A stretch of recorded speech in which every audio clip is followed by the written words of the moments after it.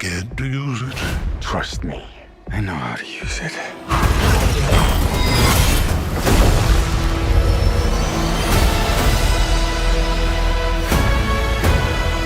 Inacreditavelmente, o filme do He-Man, ou Mestres do Universo, é realmente bom. Ele é galhofa, ele é divertido, ele engloba perfeitamente toda aquela vibe do desenho original. E o roteiro, apesar de simples, faz todo sentido. As coisas não acontecem só por acontecer, ela tem uma linha narrativa que faz sentido. As decisões que os personagens tomam, os motivos das coisas acontecerem, tudo faz sentido. O diretor, o Travis Knight, ele foi muito esperto em como começar esse filme. Porque a gente começa com uma cena de abertura grandiosa em Eternia, né? Com o esqueleto atacando, o príncipe Adam criança, fugindo e tal. E ali ele já entrega muita coisa do que a gente queria ver. Obviamente que não tem o He-Man, né? Porque o príncipe Adam ele ainda é criança.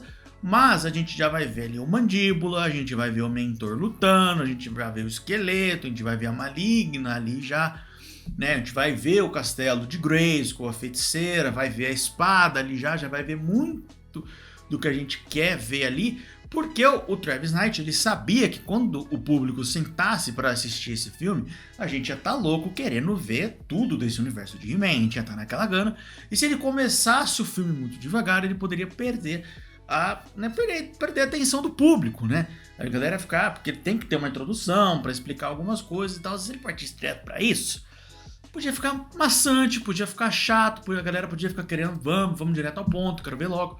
Mas como ele tem essa cena de abertura que já entrega quase tudo que a gente queria ver, fica muito mais tranquilo, fica muito mais fácil para ele depois dar aquela leve pisada no freio para dar uma contextualizada maior de quem que é o Adam, o que que tá acontecendo, o que que é a Eternia, a jornada dele rapidinho ali, uns 15 minutos na Terra só, uma jornada bem rapidinha para ele achar a espada, voltar para a Eternia, tá? Essa parte da Terra pode parecer completamente desnecessária, mas tem uma coisa muito bonita nessa parte, né? Porque o Adam, né, diferente do que se acreditava, né, ele cresceu na Terra, né, ele passou 15 anos na Terra, mas em momento algum ele esqueceu de Eternia, ele esqueceu daquela coisa toda. Inclusive, ele ama Eternia de todo o coração, e é isso que eu acho bonito. Porque o quarto dele é repleto de desenhos da espada, das pessoas que ele conhecia lá, né, do Fisto, do Ariete, lá do Mano do Pescoço, que eu sempre esqueço o nome. Ele nunca, do próprio mentor também, dos pais dele e tal, do Pacato, ele nunca esqueceu de Eternia, ele nunca esqueceu daquele lugar. E ele passou esses 15 anos incansavelmente procurando pela espada. Claro, ele trabalha, ele vai pro encontro, porque ele também tá vivendo a vida dele enquanto ele procura a espada. Né? E você pode até parecer que é só uma piada ali no começo, né? Porque foi uma brincadeira legal, porque no final das contas, toda a narração dele do começo, que ele tava falando de Eternia, aquela abertura toda, era ele contando pra menina que ele tava num date, que ele, né, da origem dele, de onde ele veio, porque ela perguntou de onde ele veio. E ele fala isso, né? Tipo, ele até fala, eu sei que é loucura, eu sei que você não vai acreditar, mas ele não fala com vergonha, sabe? É algo ridículo e tal. Tipo, não, ele fala com amor. Você vê que ele tem uma paixão falando daquilo, que ele realmente quer voltar, que ele quer voltar a viver aquilo, que ele realmente tem uma paixão por Eternia, e isso é muito bonito. Drops, então é aí que o filme brilha? Não, porque, como eu disse, isso é 15 minutos do filme, isso é só o começo, é só ali para ele pegar a espada de volta e voltar para Eternia, né? É para dar uma justificativa de Eternia estar destruída, né? Porque o Adam estava fora de Eternia, ele levou a espada com ele, então por 15 anos o esqueleto estava lá atacando Eternia, conquistando Eternia, aquela coisa toda, sem ter o campeão de Grayskull para impedir ele. Então, quando o Adam volta com a Teela, o lugar está destruído. E aí, isso é ótimo, né? Por que que isso é ótimo? Porque isso cria uma noção muito maior da coisa de Eternia precisa ser salva. Não é como no desenho que tipo, a gente tem que salvar Eternia porque o esqueleto está atacando, ele está tentando fazer alguma coisa. Não, amigão, aqui ele já fez.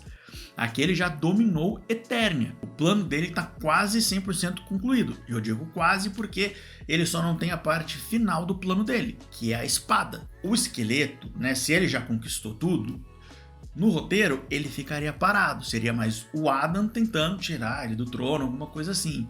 Mas o Esqueleto, que inacreditavelmente é interpretado brilhantemente pelo Jared Leto, ele não fica parado, porque ele também tem um objetivo, porque ele não completou todos os objetivos dele ainda. Porque conquistar Eternia, né, a coisa toda, era só uma parte do plano dele, né? Era só uma conexão pro plano dele, era uma ponte pro verdadeiro plano dele. O plano dele, como sempre, não é Eternia. O Esqueleto tá cagando pra Eternia, ele não quer governar Eternia nem nada disso. Ele quer Grayskull, ele quer poder. O Esqueleto sempre foi sobre ir atrás de poder, ele quer poder. Ele quer Grayskull, ele quer a espada, que é justamente o que ele não tem. Porque no começo do filme a feiticeira abre o portal pra Terra e manda o Adam com a espada, porque eles sabem justamente, se o Esqueleto pegar a espada, aí realmente acabou, aí realmente não tem o que fazer.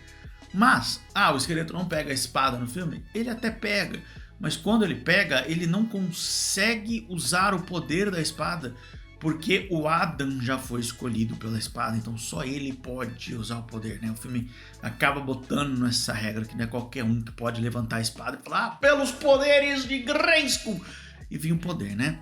O Esqueleto até tenta, mas a espada fala, não, você não, você eu não quero. E assim, eu acho que um dos maiores acertos do filme é justamente porque, lembra que eu falei que a Terra dura 15 minutinhos só, é bem rápido, tem aquela abertura fantástica, 15 minutinhos na Terra, a gente volta pra Eternia. Eu acho que um dos maiores acertos do filme foi justamente não cometer o erro que eu vejo muitos filmes hoje em dia cometendo, de querer ir direto ao ponto, sabe? Porque, o filme podia começar com o Adam já na Terra, no dia que ele vai achar a espada, a Tila já acha ele e vamos embora. E eu acho que isso enfraqueceria bastante o filme, né? Porque não daria contexto pra gente. Porque daí eles chegariam em Eternia, veriam o lugar destruído, a gente falaria, tá, que se dane.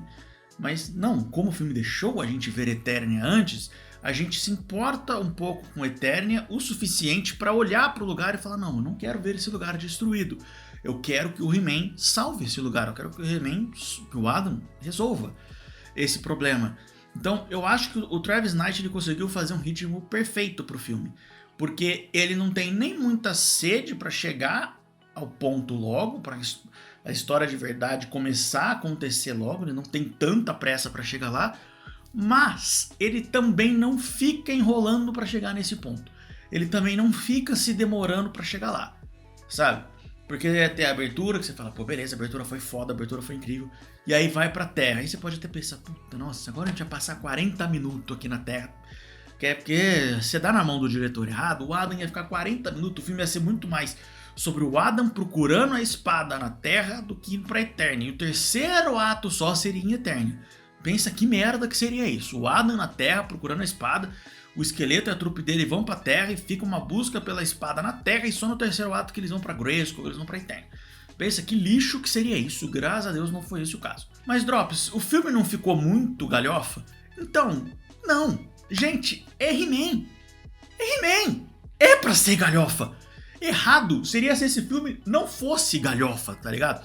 Porque é He-Man. É He-Man, gente. Se você tá... Mano, na moral, tenta tirar o óculos. Se você tá indo no cinema assistir um filme do He-Man e tá reclamando que tá galhofa demais, errado tá você, amigo. Errado tá você. É pra esse filme ser galhofa.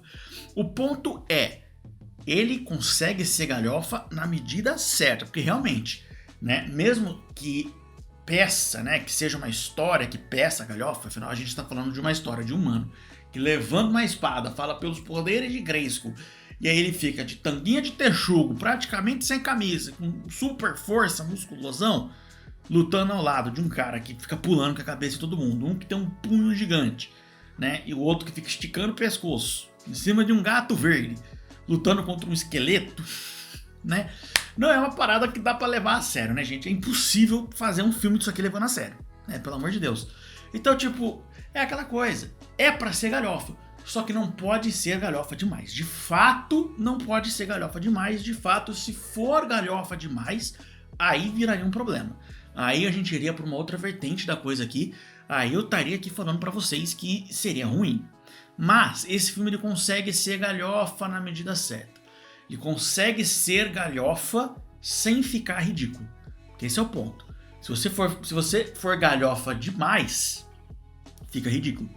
Você vê até o Superman do James Gunn agora, a roupa dele consegue ser galhofa no tom que o personagem pede, mas sem ficar ridículo. Ainda dá pra levar a sério. Porque é justamente isso que esse filme faz. Esse filme é ridículo, tá? Ele é galhofa total. O filme do He-Man aqui, ele é galhofa total. Mestres do Universo é galhofa total. E o filme em si não se leva a sério em momento nenhum. Mas nem por isso você não leva a situação, o que está acontecendo no filme a sério. Porque enquanto o filme não se leva a sério, os personagens levam o que está acontecendo lá a sério. Que pra eles aquilo é extremamente sério. Pra gente não é. Mas pra eles é. Eles levam a sério.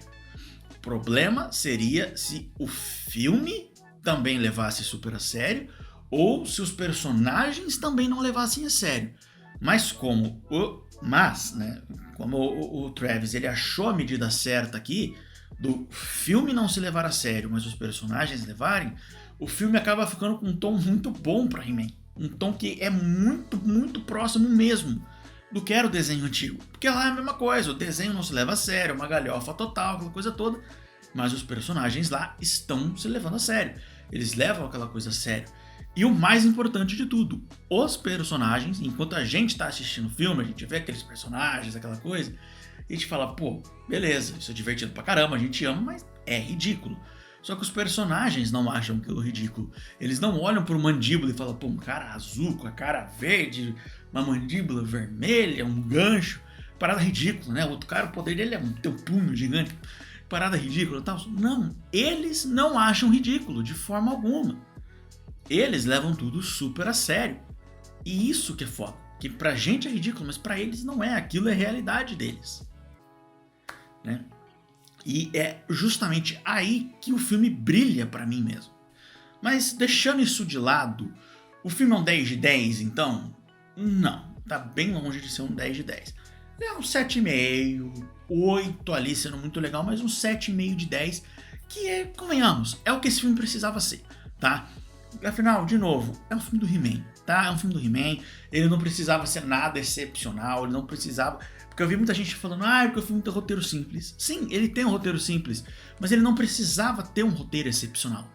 Não precisava ter um roteiro profundo, mega trabalhado, cheio de camadas, aquela coisa toda. Não precisava. Essa é uma história que pede um roteiro simples.